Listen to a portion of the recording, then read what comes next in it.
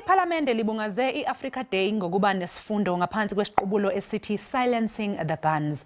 Lesi siqubulo kuhloswe ngaso ukufezekisa umgomo wezentuthuko eAfrika woqeda izimpi kuleli zwekazi. Nakuba omunye wosolwazi ecabanga ukuthi iAfrika yahlulekile ukufezekisa lo mgomo, kepha-ke uthi leli zwekazi selilide ibanga esilihambile emzamweni yokudala ukuthula. Ukusetshenziswa lolu suku ukuqhakambisa izinto eziyintshisekelo yawo wonke umuntu wase-Afrika. Lapha kubalwa ukugwema ungaboni ngasolinye, ukwehlisa ingcindezelo yamazwe aphesheya kwezilwandle kanye nokuqeda izimpi ezwenikazi. Usolwazi wase-University of Johannesburg uthi yize i-Afrika yesihambe ibanga elide kulokhu, kusekuningi kodwa okusamele kwenziwe ukuqeda izimpi.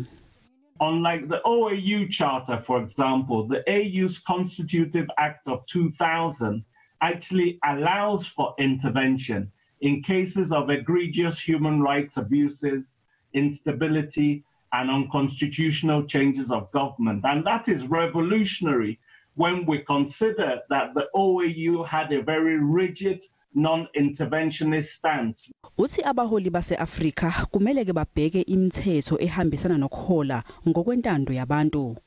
Usomlomo wesishayamthetho sikazwelonke uThandi Modise uyavumelana naye. South Africa must use every position, every fiber in our bodies to ensure that we deal decisively with issues of conflict around our continent. U-Adibayo uphinde wacela inhlangano yezizwe ukuthi ike ilithathele phezulu udaba lwezwekazi iAfrika ngokuthi ifake iNigeria kanye neNingizimu Afrika njengamalungu agcwele omkhandlu wezokuphepha walenhlangano. Uphethe ngokuthi ukuguqulwa komkhakha wezokuphepha, ukuncishiswa kwezikhali, ukutshalwa kwamasosha emphakathini kanye nokuthunyelwa kwezidingongqangi kungenza umsebenzi omkhulu ekuqedeni izimpi eAfrika.